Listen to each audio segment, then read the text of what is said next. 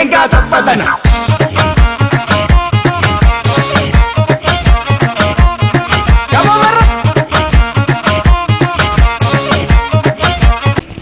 Yoo yaa harka fuunee akkam jirtu kabajamtootaa fi hordoftoota Roobal YouTube kun Roobal YouTube'dha. Egaa har'ammoo pirankii fi qosaawwan adda addaa keessaa baanii gaaffii fi deebii magaalaa keessa siniif hojjechuuf jirra. Egaa har'ammoo ana miti kan sinii hojjetu obboleessa koo Naawol Abarraatti sinii hojjetaa jechuudha.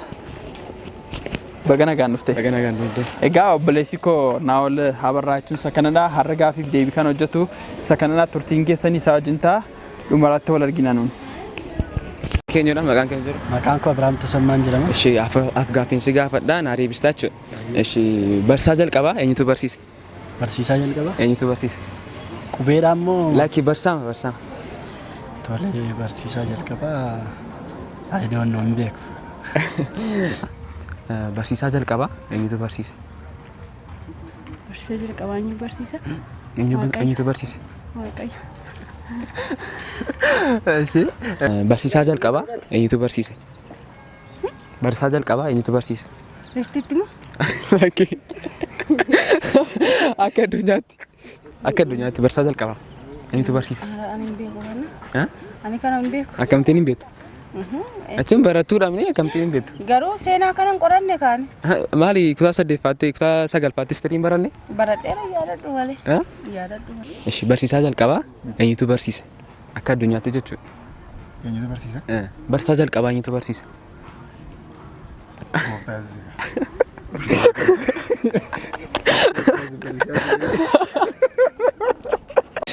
Abdii Gaaddisaa. Ishi gaaffiinsi gaafadha. Barsiisaa jalqabaa eenyutu barsiise? Barsiisaa jalqabaa? Eenyutu barsiise? Eenyutu barsiisa? Barsiisa. Barsiisaa jalqabaa eenyutu barsiise? Barsiisaa jalqabaa eenyutu barsiise? Gaafa jettu. Barsiisaa jalqabaa eenyutu barsiise? Gooftaa Yesuus Kiristoos. Barsiisaa jalqabaa eenyutu barsiise? Barsiisaa jalqabaa. Barsiisaa jalqabaa moo? Akka yaadotti gaa matsaafuma dubbisee isa booda fide natti fakkaata beekumsa dhufe matsaafaa dubbisee natti fakkaata nama ta'etu.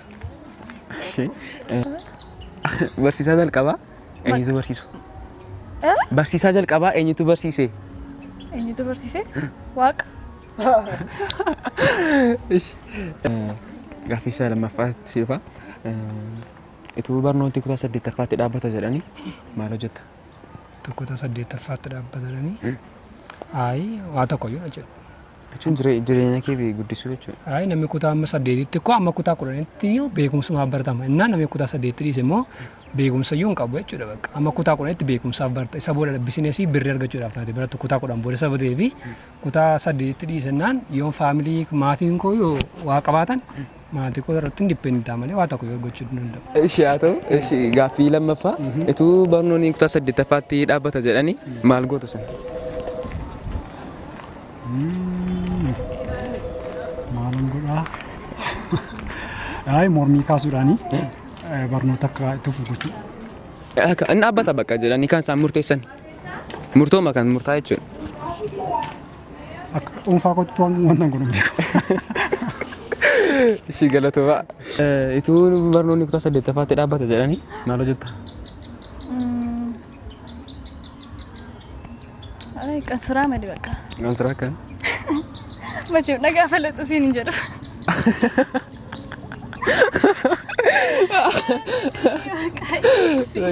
Dhagaa falaxuunis koo hojiidha. Jechuun waan akkamiidha?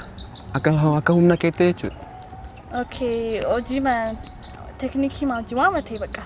Waama maashinii aggaxaxamu fa'a.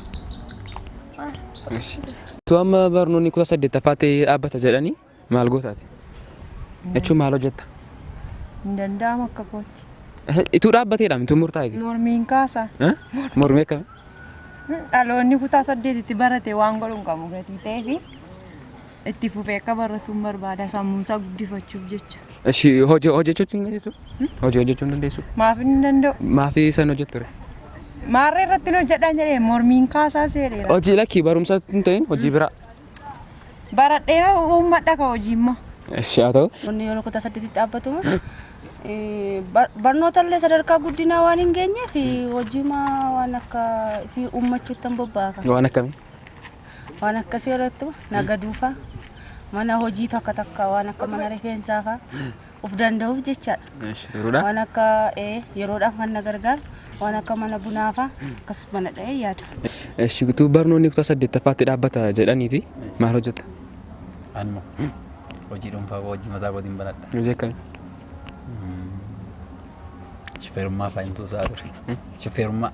Isaanuu beekan akkamtiin hundumtuu kutaa 8ffaatti gatii dhaabanii fi akkamtiin shufeerii barachuu dandeessa? Achumarraa kaasnee mokkorra qaba mul'atu nuu kenname. Achirraa kaafnee mokkorraan jee. Shata. Ayyaani barnootiin dhaabbatee yaadu. Barnootiin dhaabbatee yaadu. Barnoota mijaafaa pirezidaantiin sodaa mijaafaa kan Ameerikaa hin jedhamu. Sodaa mijaafaa? Obama. Meeqa baratta garuu? Sagal. Sagal. Akkamtiin hin beektu? I don't know. Asal Ameerikaa maal maaltu hin beekare? Istiriin barattani? Maarree akkamtiin hin beektu? Istiriin jaalladhu. Istiriin jaalladhu. Ishii gaaffii gosa dhuma. Pirezidaantiin sodaa mijaafaa kan Ameerikaa eenyu jedhama? Haaloo kana gaaffii kana nan gaafate. Biyyaayuun beeku. Ishii galatoomi.